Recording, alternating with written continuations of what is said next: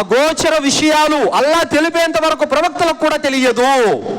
సహాబీయులు ప్రవక్తతో పాటు ఉంటూనే ప్రవక్త చెప్పేంత వరకు వాళ్ళు తెలుసుకోలేకపోయారు.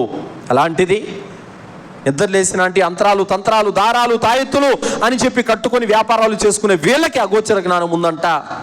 ఇలాంటి విషయాలు మా వద్ద మహిమలు ఉన్నాయని చెప్పి, కరామతులు చేస్తున్నామని చెప్పి ప్రజలను ఎందరినో గుమ్రా చేస్తున్నారు.